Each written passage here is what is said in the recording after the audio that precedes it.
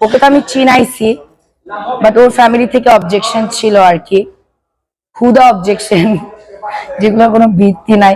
আমি সংসারী না, কিন্তু আসলে আমি ভাই আমার বাসায় এসে না আপনার, আমি রাঁধতে খুব পছন্দ করি, মানুষজন নিয়ে থাকতে পছন্দ করি, কিন্তু আমি আসলে জানি না কেন আমার আমার নসিবটাতে আসলে ফ্যামিলি নাই। ওর কাছে আমি এটাই চাইতাম, খালি ফ্যামিলি ফ্যামিলি ফ্যামিলি, হয়তো হ্যাঁ আমরা দুজন আলাদা। এবং তার বাবা মা মেনে নিচ্ছে না, এবং আমিও বলি না আমাকে তুমি আলাদা বিয়ে করো, অনেক চেষ্টা করছি। পরে আমি আকিবকে এটাই বলছি, যখন আসলে আমার আব্বার উপর চলে গেছে, মার উপর চলে গেছে, ফ্যামিলির উপর চলে গেছে, ওকে আমি বলছিলাম আপনাকে এত ভালোবাসি, আমাকে আপনি দম আটকায় ফেলেন না, আমরা এইভাবেই থাকি, সমস্যা না, আমার আম্মু আমার কথা শুনবে, আমি ফাইট করব, বাট বিয়ে না করি। আর আমি পর্যন্ত থাকুক, বাট আমি আর পারতেছি না। তো ওর ডিসিশন ছিল আর কি আমরা একসাথে বিয়ে করব। একদিনে বাসা দেখছে, 3 দিনের মধ্যে বিয়ে হয়েছে, ফ্যামিলির কাছে গেছে, বাট ওদের ধারণা কোনো একদিন আকিবকে হয়তো আমি কষ্ট দিয়ে বের করে দিব আর আকিব চলে যাবে। অত্যন্ত ব্যক্তিগত বিষয়, সেটা হলো যে অনেক সময় দেখা যায় ভাইয়া পরিবারকে একদম আলাদা করে আপনার হাত ধরে আলাদা আছেন, এমনটা হোক আমরা কখনো দেখবো না যে আপনি চলে গেছেন, তখন তো ভাইয়া পরিবারকে মানে নিজের জায়গাটা পাবেন। ভাইয়ার সব আছে, ভাইয়ার ফ্যামিলির কাছে চাইলেই যাইতে পারবে। আমি ভাইয়ার একা হাত ধরে বের হয়েছে, আমার বাবা নাই, ভাই নাই, কোনো গার্ডিয়ান নাই। আমার মা ছিল শুধু আমার বিয়েতে, আর ছোট ভাই বোন গুলা ছিল।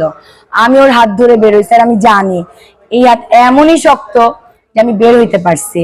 আর হয়তো হয়তো এই মানুষটা যদি আমাকে কখনো ছেড়ে যায়, আমি জানি না, আমি বলি যে আমার সংসার থেকে আমি বের হইলে আমি মরাই বেরোবো, আমি তোমার সাথে থাকতে পারি না, আপনার সাথে থাকতে পারি না, মানে বলার জন্য বলা না, আমার মনে আমার চোখে মুখে বোঝা যায় এই মানুষটাকে আমি কত ভালোবাসি। কারণ আমি এত রাগী, আর আমার আব্বা মারা গেছে 18 বছর, আমার আব্বা মারা বড় একটা ট্রমা।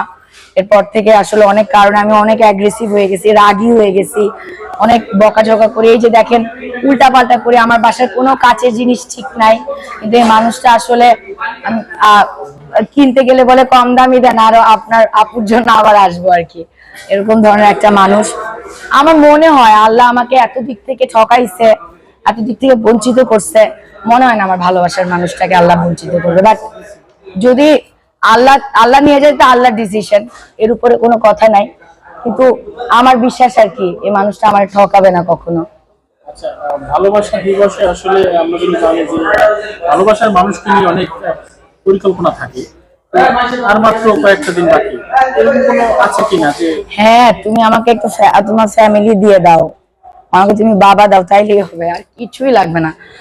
কাকতালীয় ভাবে 1 বছর পর আজকে আমি আমার শ্বশুরকে নক দিছি, আমার আব্বুর একটা ছবি পাইছি, আর 1 বছর পর আমার সাথে তো কেউ কথা বলে না, তো আমি কেন যেন মানে একটু অধিকার খাটাইতে মন চাইলো আর কি।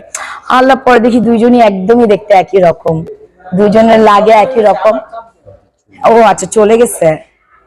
হ্যাঁ হ্যাঁ,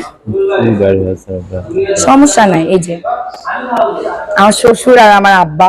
তো আমি আসলে